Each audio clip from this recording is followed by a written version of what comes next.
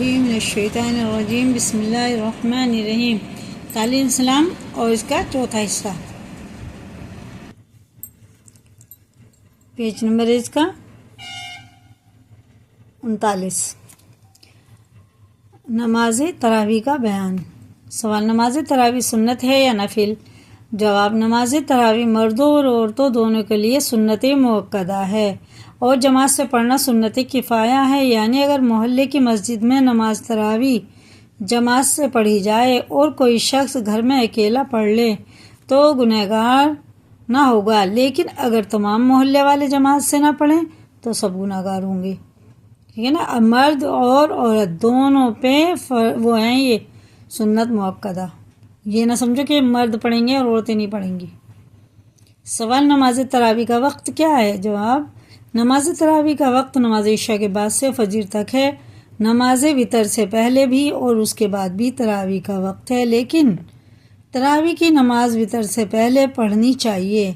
ہاں، اگر کسی شخص کی تراویح کی کچھ رکعتیں رہ گئی ہوں اور امام وتر پڑھنے لگے تو یہ شخص امام کے ساتھ وتر میں شریک ہو جائے اور وتر کے بعد اپنی تراویح کی چھوٹی ہوئی رکعتیں پوری کر لے تو جائز ہے۔ جو رہ گئی تھی رکعتیں وہ بعد میں کر لے، پہلے وتر پڑھ لے۔ یہ جماعت والوں کے لیے ہے۔ سوال: نماز تراویح کی کتنی رکعتیں ہیں؟ ان کی تعداد اور کیفیت بیان کرو۔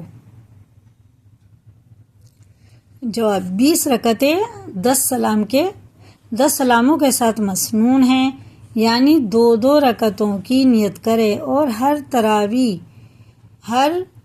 تراویح یعنی 4 رکعتوں کے بعد تھوڑی دیر آرام کر لینا مستحب ہے۔ نہیں کرو گے تو کوئی گناہ کی بات نہیں ہے۔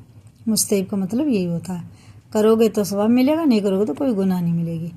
جتنی دیر آرام لینے کے لیے بیٹھے تو خاموش رہیں یا کچھ پڑھیں، اختیار ہے، چاہے خود خاموش رہے یا قرآن مجید آہستہ آہستہ پڑھیں یا تسبیح پڑھ لیں یا اکیلے نماز نفل پڑھ لیں۔ نماز تراویح میں قرآن مجید ختم کرنا کیسا ہے؟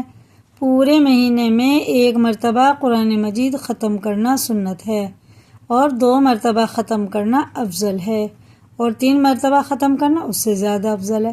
لیکن 2 مرتبہ اور 3 مرتبہ ختم کرنے کی فضیلت اس وقت ہے کہ مقتدیوں کو، جو ان کے امام صاحب کے پیچھے نماز پڑھ رہے ہیں، مقتدیوں کو دشواری نہ ہو۔ ہاں، 1 مرتبہ ختم کرنے میں لوگوں کی سستی کا لحاظ نہ کیا جائے۔ ہاں، ایک تو پورا ہونا ہی چاہیے۔ سوال: نماز تراویح بیٹھ کر پڑھنا کیسا ہے؟ جواب: کھڑے ہونے کی طاقت ہوتے ہوئے بیٹھ کر تراویح پڑھنا مکروہ ہے۔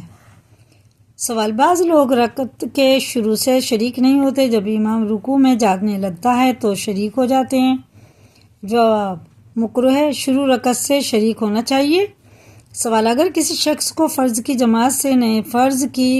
نماز جماعت سے نہیں ملی تو اسے فرض تنہا پڑھ کر تراویح کی جماعت میں شریک ہونا جائز ہے یا نہیں؟ جواب: جائز ہے۔ ٹھیک ہے، اسی کو یاد کریں، لائک کریں، دوسروں کو بھی شیئر کریں، اور اگر نئے ہیں چینل پر سبسکرائب کریں۔